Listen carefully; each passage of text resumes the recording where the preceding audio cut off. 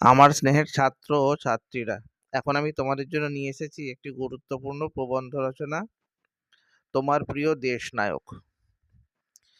এখানে আমি লিখব নেতাজি সুভাষচন্দ্র বসুকে নিয়ে। তোমাদের বলে রাখি, চ্যানেলে নতুন হয়ে থাকলে অবশ্যই তোমরা চ্যানেলটিকে সাবস্ক্রাইব করে নিও। এই ধরনের ভিডিও পেতে তোমরা কমেন্ট বক্সে জানাতে পারো কোন ধরনের, কোন ভিডিও, কোন রচনা বা কোন পাঠ্যাংশের উত্তর তোমরা পেতে চাও বা আলোচনা পেতে চাও, কমেন্টে জানিও। সূচনা। ভারতের মুক্তি সংগ্রামে যে সকল বাঙালি সন্তান আত্মনিয়োগ করেছিলেন তাদের মধ্যে নেতাজি সুভাষচন্দ্রকে শ্রেষ্ঠ বলে মনে করি। আমার কাছে তিনি দেশ সেবার শ্রেষ্ঠ আদর্শ। দেশকে পরাধীনতার গ্লানি থেকে মুক্ত করার জন্য তিনি যে ত্যাগ স্বীকার করেছিলেন তার তুলনা নেই। ঐশ্বর্য, সম্মান, যশ সবকিছুর আকাঙ্ক্ষা ত্যাগ করে দেশমাতৃকার সেবায় এইভাবে নিজেকে উৎসর্গ করার দৃষ্টান্ত বিরল। বাল্যজীবন ও শিক্ষা।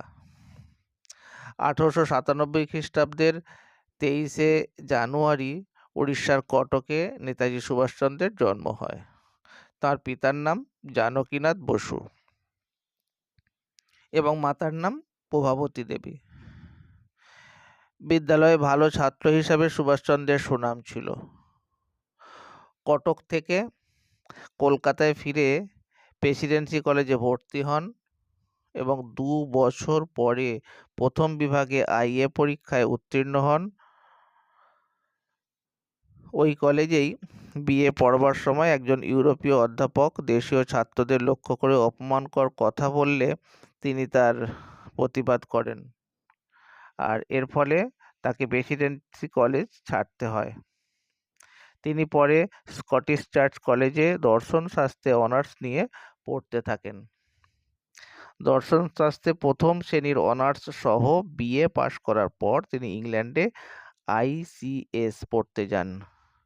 আইসিএস পরীক্ষায় 4র্থ স্থান লাভ করলেও সরকারি চাকরি গ্রহণ করেননি। দেশ সেবায় ও মুক্তি আন্দোলনে যোগদান করেন। কর্মজীবন। দেশের মুক্তি সংগ্রামে যোগদান করেই সুভাষচন্দ্র প্রথমে মহাত্মা গান্ধীর অসহযোগ আন্দোলনে যোগ দেন এবং পরে দেশবন্ধু চিত্তরঞ্জনের রাজনৈতিক আদর্শের অনুগামী হয়ে তাঁর শিষ্যত্ব গ্রহণ করেন। দেশকর্মী হিসেবে তিনি প্রথম জাতীয় কলেজের অধ্যাপক নিযুক্ত হন। কিছুকাল পরে তিনি কংগ্রেসের প্রচার সচিব নিযুক্ত হন। তারপর ক্রমে ক্রমে জাতীয় স্বেচ্ছাসেবক দলের সর্বাধ্যক্ষ, কলকাতা কর্পোরেশনের কর্মসচিব, প্রদেশ কংগ্রেস কমিটির সভাপতি প্রভৃতি পদে অক্লান্তভাবে কাজ করে গেছেন। স্বাধীনতা আন্দোলনে যোগদানের জন্য তিনি অনেকবার কারাদণ্ড ভোগ করেছেন। 1938 ও 1939 সালে সুভাষচন্দ্র বসু পরপর 2বার ভারতীয় জাতীয় কংগ্রেসের সভাপতি পদে নির্বাচিত হয়েছিলেন। কংগ্রেস দলের সঙ্গে মতান্তর হওয়ায় তিনি কংগ্রেসের সদস্য পদ ত্যাগ করেন এবং ফরওয়ার্ড ব্লক নামে একটি নতুন রাজনৈতিক দল গঠন করেন। দ্বিতীয় বিশ্বযুদ্ধ চলাকালীন সুভাষচন্দ্রকে ব্রিটিশ সরকার গৃহে অন্তরীণ রাখেন। 1941 খ্রিস্টাব্দের 26শে জানুয়ারি পুলিশের চোখে ধুলো দিয়ে তিনি দেশত্যাগ করে কাবুল হয়ে বার্লিনে উপস্থিত হলেন। সেখানে রাসবিহারী বসুর সঙ্গে মিলিত হন এবং রাসবিহারী বসুর ভারত মুক্তি বাহিনীর সর্বাধিনায়ক হন সুভাষচন্দ্র। পরে অবশ্য এই বাহিনীর নাম দেওয়া হয় আজাদ হিন্দ ফৌজ। আজাদ হিন্দ ফৌজ ইংরেজদের সঙ্গে যুদ্ধে জয়লাভ করে মণিপুর পর্যন্ত অগ্রসর হয়, কিন্তু এরপর পরাজয় ঘটতে থাকে। নেতাজির আর কোনো খবর পাওয়া যায়নি।